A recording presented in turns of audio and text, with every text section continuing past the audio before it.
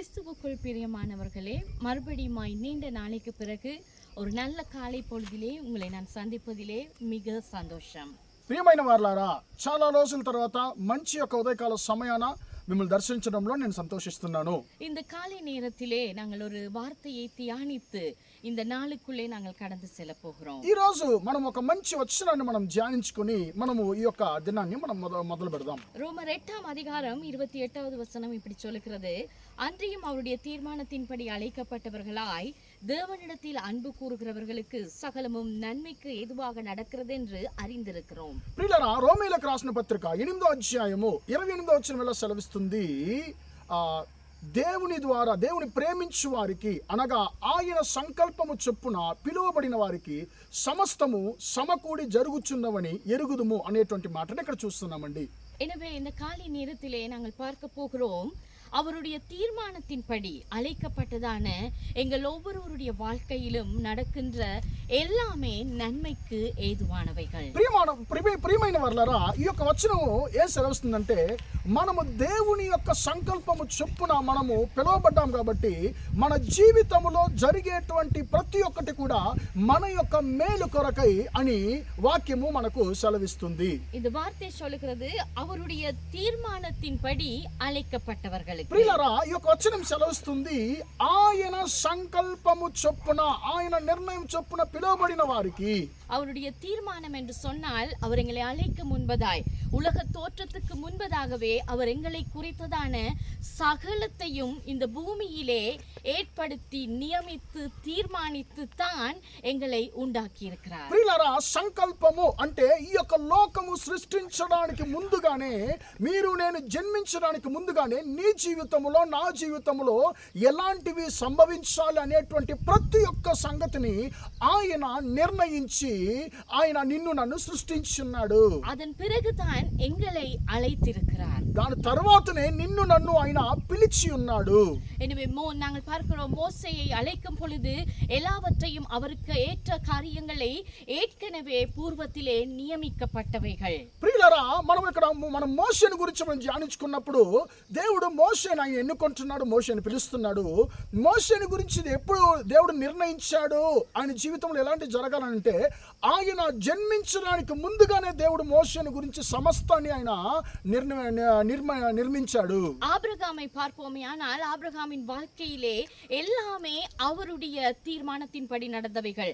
அவர் தன்னுடைய தகப்பன் வீட்டையும் தன்னுடைய சொந்த இடத்தை விட்டு புறப்பட்டு தேவன் காண்பிக்கிற தேசத்துக்கு போ என்று சொல்லும் பொழுது அவை எல்லாமே அவருடைய ஆரம்ப காலத்திலே அவருடைய பூர்வத்திலே அவருக்கென்று நியமித்தவைகள் அவருடைய வாழ்க்கையிலே ஒவ்வொரு கட்டத்திலும் நிறைவேறினது. ప్రియులారా, అబ్రహామును మనము తీసుకుంటే ఆయన జీవితంలో ఒక్కొక్క విషయాలు జరిగినటువంటి ఒక్కొక్క సంగతులు, ఆయన దేవుడు పిలవడం కానివ్వండి, ఆయన తనకు తండ్రి ఇంటిని విడిచిపెట్టి ఆయన ముందు వెనక పరిచయం లేనటువంటి దేశానికి వెళ్ళడం కానివ్వండి, ఆయన చాలా సంవత్సరాలు బిడ్డలు లేకుండా ఉన్నది కానీ ప్రతి ఒక్కటి కూడా దేవుని ద్వారా నియమించబడి ఒక్కొక్కటిగా జరుగుతున్నది మనం చూస్తున్నామండి. எனவே எங்களுடைய வாழ்க்கையிலே வெற்றி வரலாம், தோல்வி வரலாம், இழப்பு வரலாம், நாங்கள் எதிர்பார்த்த காரியங்கள் கைகூடாமல் போகலாம், ஆனாலும் அவை எல்லாமே அவருடைய தீர்மானத்தின்படி எங்கள் வாழ்க்கையிலே నియమిக்கப்பட்டவை. ప్రియమైన సహోదరుడా, నీ జీవితంలో నీకు ఒకవేళ నీకు జయం కలగొచ్చు,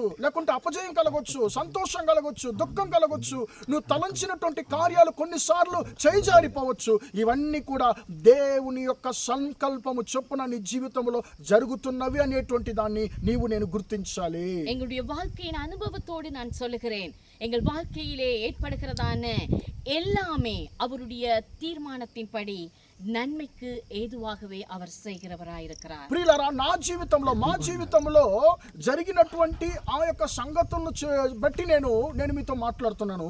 మీ జీవితంలో నా జీవితంలో దేవుడు చేసే ప్రతి ఒక్కటి కూడా ఆయన మన మేలు కొరకు ఆయన సంకల్పము చొప్పున ఆయన జరిగిస్తున్నాడు. அது என்ன சம்பவமாய் இருந்தாலும், அது எங்கள் வாழ்க்கையிலே பெரிய ஒரு வீழ்ச்சியாய் இருந்தாலும், மரணமே ஆனாலும், அது தேவனுடைய தீர்மானத்தின்படி அவரிடத்தில் அன்பு கூறுகிறதான எங்கள் வாழ்க்கையிலே நடக்கிறது என்பதை நாங்கள் ஏற்றுக்கொள்வோமே ஆனால் எங்கள் வாழ்க்கையிலே நாங்கள் முன்னேறி செல்லலாம். ప్రియులారా, మన జీవితంలో ఒకవేళ అపజయం కలిగినా పర్వాలేదు, మన జీవితంలో మనం పడిపోయినా పర్వాలేదు, మన జీవితంలో మరణమే మనం సంభవించినా పర్వాలేదు, అవంతా కూడా మన మేలు కొరకే ఆయన సంకల్పము చొప్పున ఆయన జరిగిస్తున్నాడు. எனவே இந்த காலை நேரத்திலே இந்த வார்த்தையை கேட்கிறதான உங்கள் ஒவ்வொருவரையும் நான் இந்த வார்த்தையினூடாக பலப்படுத்த விரும்புகிறேன். என்று சொன்னால் எங்கள் வாழ்க்கையிலே நடக்கின்றதான சகலமுமே நன்மைக்கு ஏதுவானவைகள்.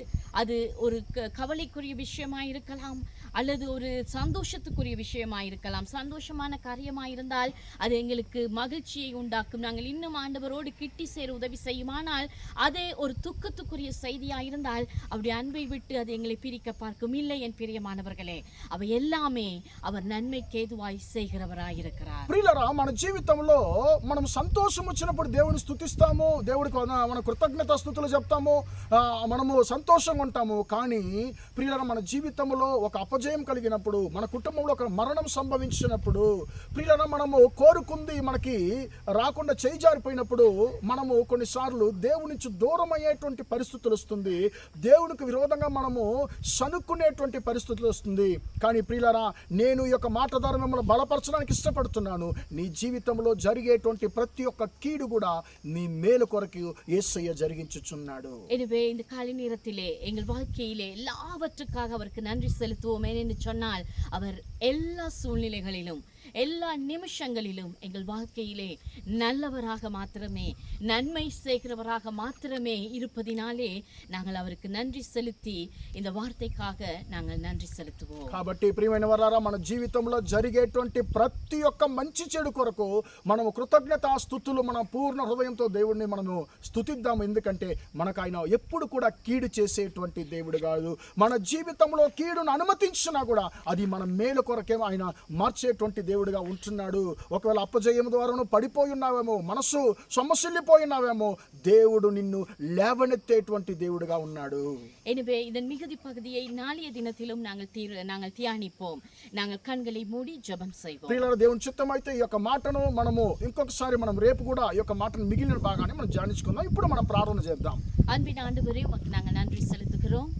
ప్రియ పరలోకపు తండ్రి, నీకు కృతజ్ఞతాస్తుతులు చెల్లిస్తున్నాము. காலை நேரத்திலே ஆண்டவரே, உம்முடைய தீர்மானத்தின்படி உம்மிடத்தில் அன்பு கூறுகிறதான எங்களுக்கு எல்லாமே நீங்க நன்மைக்கு ஏதுவாய் செய்கிற நல்ல ஆண்டவராய் இருப்பதினாலே உமக்கு நாங்கள் நன்றி செலுத்துகிறோம். తండ్రి, మా యొక్క జీవితంలో తండ్రి నిన్ను ప్రేమించేటువంటి మా జీవితంలో తండ్రి సమస్తము కూడా తండ్రి నువ్వు మేలు కొరకే తండ్రి యేసయ్యా మాకు జరిగించేటువంటి దేవుడు కాబట్టి నీకు వందనాలు, స్తుతులు, స్తోత్రాలు చెల్లిస్తున్నాము. இதை பார்த்து கொண்டிருக்கிற பிள்ளைகளின் வாழ்க்கையிலே இழப்புகள், கண்ணீர், வேதனையின் பாதையிலே செல்பவர்கள் இருப்பார்களே, ஆனால் அதிலிருந்து அவர்கள் மீண்டு வர என் கர்த்தர் இந்த வார்த்தையை கொண்டு அவர்களை பலப்படுத்த போவதினாலே, அவர்களை மறுபடியுமாய் நிலைநிறுத்த போவதினாலே, மறுபடியுமாய் அவர்கள் எழுந்து நிற்க போவதினாலே உமக்கு நாங்கள் நன்றி செலுத்துகிறோம். అయ్యా, తమ జీవితంలో కలిగినటువంటి సంభవించినటువంటి తండ్రి అపజయాన్ని బట్టి, దుఃఖాన్ని బట్టి తండ్రి, తన కుటుంబంలో తండ్రి జరిగినటువంటి మరణాన్ని బట్టి తండ్రి సొమ్మసిల్లిపోయి తండ్రి పడిపోయేటువంటి పరిస్థితుల్లో, నీకు దూరం అయ్యేటువంటి పరిస్థితుల్లో ఉన్న ప్రతి ఒక్కరిని తండ్రి ఈ యొక్క మాట ద్వారాను తండ్రి ఆదరణ పరచమని, బలపరచమని తండ్రి,